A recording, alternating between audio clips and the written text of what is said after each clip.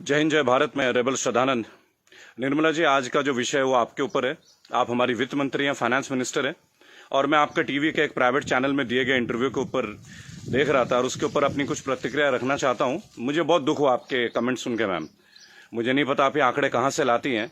आपने उस इंटरव्यू में ये कहा मैम कि लोअर मिडिल क्लास जो होती है भारत में, उसकी न्यूनतम इनकम जो है यानी मिनिमम इनकम है वो 6 लाख से शुरू होती है और मैक्सिमम इनकम 18 लाख तक जाती है। मैम, मुझे बहुत दुख हो रहा है कि पता नहीं आपने इकोनॉमिक्स की पढ़ाई कैसे करी होगी। आप जानते हैं मैम लोअर मिडिल क्लास का मतलब क्या होता है, या लोअर का मतलब क्या है, इसका अर्थ आपको पता है मैम? लोअर, एक सिक्योरिटी गार्ड मैम 8 से 10 हजार रुपए कमाता है मैम, पूरे साल में 1,20,000 रुपए। उसे आप कौन से क्लास में रखना चाहेंगे मैम? एक नया क्लास क्रिएट कर देंगे क्या? 6 लाख रुपए मैम, जानते हैं 6 लाख रुपए क्या होता है मैम? 6 लाख में अगर लोअर मिडिल क्लास फैमिली को मिलने लगे ना मैम, वो उसमें से 4 लाख रुपए साल के सेव कर लेंगे। वो अपने बच्चों को आपके सो कॉल्ड इतने अच्छे गवर्नमेंट एडेड एजुकेशन स्कूल्स में पढ़ाएंगे, गवर्नमेंट एडेड हॉस्पिटल से उनकी चिकित्सा करवाएंगे, और आपके इतने अच्छे अच्छे आधुनिक फैसिलिटीज जो पिछले 7 ईयर से बीजेपी गवर्नमेंट प्रोवाइड कर रही है, वह हम इंडिया में, हम वर्ल्ड में बहुत अच्छे रैंकिंग में आ रहे हैं, जैसे कि बीजेपी का ग्राफ बताता है।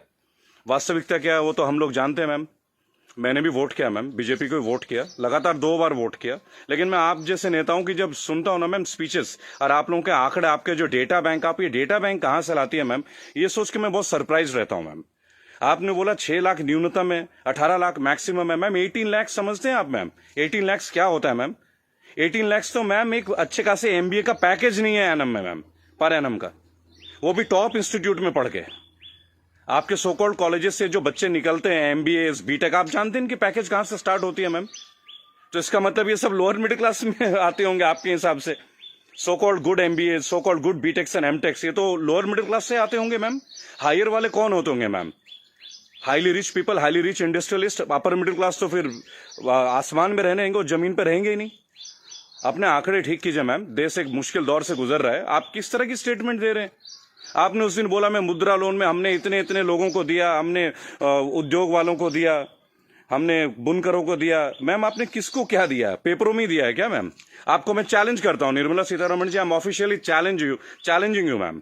100 यूथ लेके मैं आपके पास आने को तैयार हूं, जो ग्रेजुएट्स हैं, पोस्ट ग्रेजुएट्स। आप मुझे ये बताएं कौन से ब्रांच से आप उनको ये लोन देंगे मैम? मैं आपके पास ले आता हूं मैम, और मैं नतमस्तक हो जाऊंगा, क्योंकि जब आप 100 को देंगे, अगला 1 लाख यूथ मेरे साथ तैयार होगा मैम। केवल टीवी में आके ऐसे इंटरव्यूज मत दीजिए मैम। आप लोग अपने घरों में बैठ के थाली पीट रही हैं और आके अपने ये वक्तव्य सुना रहे हैं। अरे आप लोगों को अंदर आइए मैम, लोगों के बीच आइए। आपको तो अभी तक लोअर मिडिल क्लास फैमिली के डेफिनेशन नहीं मालूम है। और मैम एक सवाल है मेरा आपसे और मोदी गवर्नेंस से, आप मुझे ये बताएं मैम कि राजनीति एक सेवा है या नौकरी है? मेरे स्पीचेस बेसिकली मैम कभी होते नहीं है, मैं लिख के कभी नहीं लाता मैम। जो मेरी खुद की फीलिंग्स है, मैंने अपने नाम में रेबल शब्द इसलिए, क्योंकि जो गलत है मैं तो बोलूंगा ma'am. I have the right to express my views. आप मुझे ये बताएं मैम, पॉलिटिक्स, राजनीति, इज इट, ये सेवा है मैम या नौकरी है? अगर सेवा है तो मैम आप लोग तनख्वाह मत लीजिए मैम, और पेंशन मत लीजिए। इतनी हाई सैलरी है आप लोगों की, इतनी फैसिलिटीज है मैम, टेलीफोन कॉल्स की फैसिलिटी, एसी की फैसिलिटी, बिजली की फैसिलिटी, ड्राइवर की फैसिलिटी, हाई क्लास ट्रेन की फैसिलिटी, फ्लाइट्स की फैसिलिटी, पेट्रोल की फैसिलिटी। मत लीजिए मैम। आप आइए, लोअर मिडिल क्लास फैमिली की तरह लाइफ को स्पेंड कीजिए, अगर आप सेवा करना चाहती है मैम। और अगर ये नौकरी है मैम, पॉलिटिक्स, अगर राजनीति आप लोगों के लिए नौकरी है मैम, तो इसका कोई एजुकेशनल मापदंड होगा ना मैम, कोई एजुकेशन क्राइटेरिया तो होगा। मोदी जी, मैं आपसे क्वेश्चन पूछना चाहता हूं कि ऐसा कौन सा डिग्री ले लिया मैं निर्मला सीतारमण जी ने, जो आप एक पहले इनको आप डिफेंस मिनिस्टर बनाते हैं, चंद महीनों के बाद आप इन्हें मिनिस्ट्री ऑफ फाइनेंस दे देते हैं। अरे डिफेंस तो हमारी शक्ति परीक्षण की बात है। It is about our valour, it is about our strength, it is how much mentally fit we are, how much physically tough we are. How can you give a position, both the position to same person? Are they eligible for the same post ma'am? Sir क्या ये दोनों same post के लिए eligible होते हैं क्या? मुझे लगा था कि आपने कहा था अच्छे दिन आएंगे तो ठीक है, आप क्राइटेरिया को बदलेंगे। सर आपने तो क्राइटेरिया नहीं बदला, आपने तो दूसरे दलों के नेताओं को अपने पार्टी में लेके आ गए, उनको भगवा रंग दे दिया, उनको नेताएं बना दी। मैं दिल्ली में जनवरी मंथ में इंटरव्यू देख रहा था अनुराग ठाकुर का, फरवरी में, देश के गद्दारों को गोली मारो। बड़ी अजीब बात है, हाईली एजुकेटेड है, क्रिकेटर हैं वो, शायद बीसीसीआई के हैं, और तो और अमित शाह के पुत्र जो वो सेक्रेटरी बन जाते हैं। लोगों के ऊपर आप लोगों को बड़ा अच्छा लगता है। आपकी आईटी टीम के ज्यादातर लोग राहुल गांधी को पप्पू पप्पू कप्पू करके बुलाते हैं। देखिए मैंने एक बात सीखा है, अगर आपको हंसना है ना तो सबके साथ हंसे। If you want to laugh, laugh with others, don't try to laugh at others. It doesn't show your good politics, it shows the political vendetta. अभी प्रियंका गांधी जी ने बसों का इंतजाम किया तो बहुत सारा हवा मच गया कि भाई ये गाड़ियों टेम्पो हैं, वो हैं, फलाना है, ढहका है। अरे सर, आप 2000 बसें लगा दीजिए ना। चलो उन्होंने ऑटो दे दिए, टेम्पो दे दिए, पर उनको कुछ फीलिंग तो रहा, वो दे तो रहे हैं। आप लगा दीजिए 2000 के बदले 4000 बसें। किसने रोक रखा है आपको? उन्होंने तो ये तक कह दिया कि भाई हमारे बसों में आप बीजेपी का झंडा भी लगवा लें।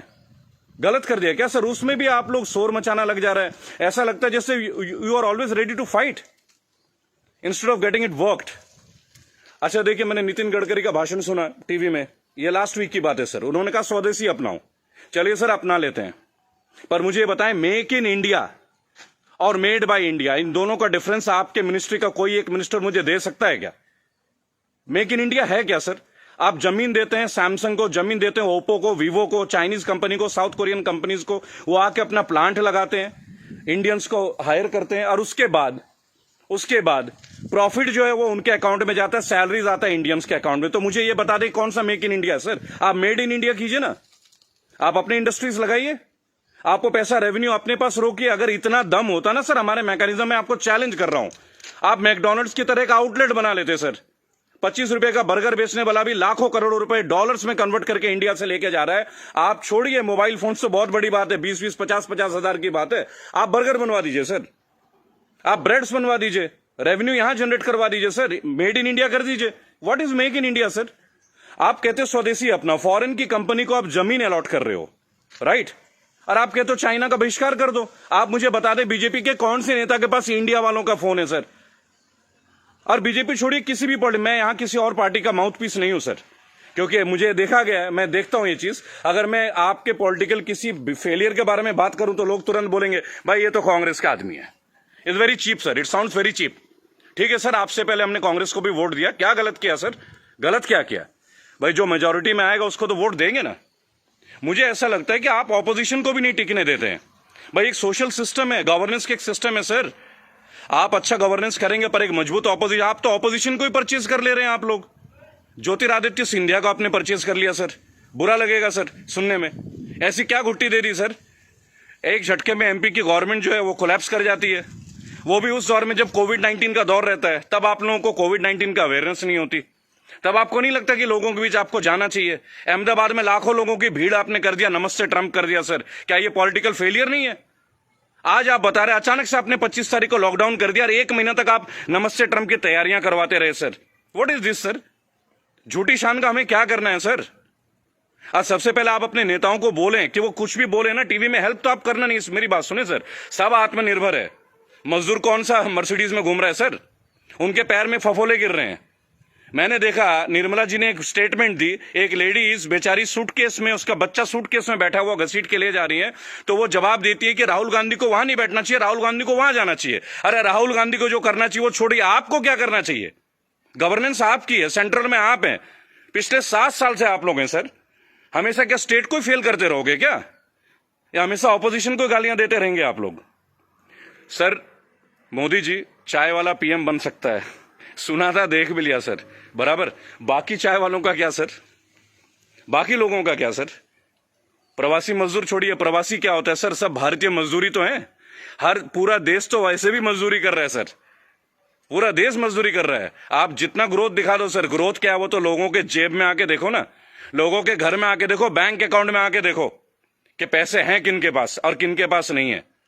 मैं एक रिक्वेस्ट करूंगा सर आपको, आप अपने मिनिस्टर्स को काइंडली एक इंस्ट्रक्शन दें कि वो कुछ भी वक्तव्य दे। बहुत बुरा दौर है सर, इस बुरे दौर में कम से कम स्टेटमेंट्स अच्छे दें। कुछ अच्छा कर ना सके तो अच्छा बोल ही लें, लोग तो अपना कर ही लेंगे ना सर। सड़क में बच्चा मर जा रहा है, माँ बाप उसे कैरी कर रहे हैं, इससे ज्यादा दुखद स्थिति क्या हो सकती है सर? ये कोई पॉलिटिकल बात थोड़ी है। लेकिन मेरा एक सवाल हमेशा आपके साथ रहेगा सर, कि आप एक बात का जवाब जरूर दें। और जो भी लोग इस वीडियो को देख रहे हैं, अगर आपका संपर्क किसी भी पार्टी से है, कांग्रेस से है, समाजवादी पार्टी से है, तृणमूल कांग्रेस के लोगों से, कृपया मेरा वीडियो उन तक पहुंचाएं और उनको बोलें कि ऑपोजिशन इसलिए कमजोर है, केवल एक कारण है, क्योंकि इन पॉलिटिकल ग्रुप्स के जितने भी लोग होते हैं ना सर, जो सो कॉल्ड प्रदेश प्रवक्ता होते हैं, शायद वो बेहद कमजोर हैं। सांबित पात्रा से कैसा बहस कर रहा है मुझे खड़ा कीजिए सर, मैं बताता हूं सांबित पात्रा से क्या बात करनी है, डेटा के साथ। स्मृति ईरानी के साथ बात करना है, मैं करूंगा सर। मैं उनसे पूछूंगा उनका क्या एजुकेशन क्वालिफिकेशन था जो उन्हें शिक्षा मंत्री बना दिया गया था। आप सीबीएसई को हैंडल, मेरे पास बहुत मुद्दे हैं सर, देश के करंट मुद्दे हैं। और सर चिंता मत कीजिएगा, मुझे आपसे कुछ हेल्प नहीं चाहिए सर, प्लीज। फाइनेंशियली मुझे आपसे कोई हेल्प नहीं चाहिए, आपकी पार्टी से तो कम से कम कुछ भी नहीं चाहिए। मेरे दोस्तों, अगर आप ये वीडियो देखते हैं प्लीज शेयर कीजिए। मैं चाहता हूं कि एक बार मंच पे आने का मौका मिले सर। और अर्नब गोस्वामी जी, आप जो जिनको बुलाते हैं दूसरे ग्रुप के लोगों को, बोलते it is my show, it is my show, god damn it, if it is your show why are you calling other people man? Don't call them. अगर आपको लोगों को बुलाना है, बात करना है तो मिलें, बात करें, उनकी सुने। केवल चिल्लाने से आप अच्छा एंकर नहीं बन जाते sir. I am very sorry to say that is the worst type of journalism I have ever seen. I am very unhappy sir. मुझे लगता था आपके अंदर स्पिरिट है, पर आप तो लोगों को शोर मचा के चैनल ब्लॉक कर देते हैं, उसको बाहर कर देते हैं। What is this way of journalism sir? कि मेरे इस सवाल का जवाब दीजिए। मेरे इस क्या फिल्मी शूटिंग करते हैं क्या सर आप? चलिए सर, मुझे बुलाइए अर्नब जी, एक बार अपने चैनल पे बुलाइए मुझे। 5 स्टैटिस्टिक्स पे बात करूंगा, ग्राफ के साथ बात करूंगा, डेटा के साथ बात करूंगा आपके साथ।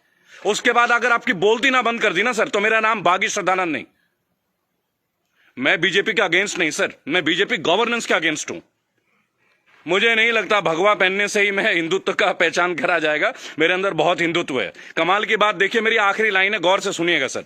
श्रद्धानंद पति मेरा नाम है, जाति से मैं ब्राह्मण हूं, पढ़ा हूं क्रिश्चियन स्कूल से, saint Mary's English high school, और गर्व से कहता हूं सर, फादर हुआ करते हैं वहां पे, फादर गॉल्बर्ट फर्टैडो, अब नहीं रहे सर, हमारे फॉर्मर प्रिंसिपल। क्या कमाल की शिक्षा दी है सर।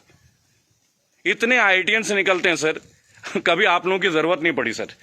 मुझे ताज्जुब लगता है, अंगूठा छाप के नीचे एमटेक वाला बंदा काम कर रहा है और हम उनको सुन रहे हैं।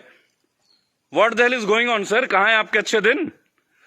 बुलाइए ना सर एक बार चैनल में। आपके जितने भी प्रवक्ता है ना सर, जितने भी प्रवक्ता है, अगर 10 मिनट का टाइम दे देना सर, उनकी बोलती बंद कर दूंगा। जय हिंद, जय भारत। मैं जानता हूं बहुत सारे लोग मेरे बातों से शायद नाराज हो, पर नाराज होना आपका काम है सर, मेरा नहीं। सही मुद्दे पे तो मैं बात करूंगा, जो नाजायज बात लगती है उसका तो मैं करूंगा सर। रेबल हूं तो रेबल की तरह पेश आऊंगा। जय हिंद, जय भारत। अगला मुद्दा 2 या 3 दिन के अंदर स्टैट्स के साथ आऊंगा सर। और मेरे दोस्तों, मैं दोबारा एक रिक्वेस्ट करता हूं, काइंडली अगर आप लोगों के पास कोई कॉन्टैक्ट है, मेरा वीडियो तमाम पॉलिटिकल ग्रुप्स के पास भेजें, एक मंच पे आने का मौका दें। इन्हें बताऊंगा सर, इन्हें बताऊंगा इन्होंने झारखंड के लिए क्या किया है, इन्होंने बंगाल के लिए क्या किया है, इन्होंने केरल के लिए क्या क्या, अरे उत्तर प्रदेश के लिए क्या क्या, वो भी बता दूंगा। हम भगवा में, उत्तर प्रदेश में सबसे महंगी बिजली हमारे यहां आती है। ये है ना अच्छे दिन।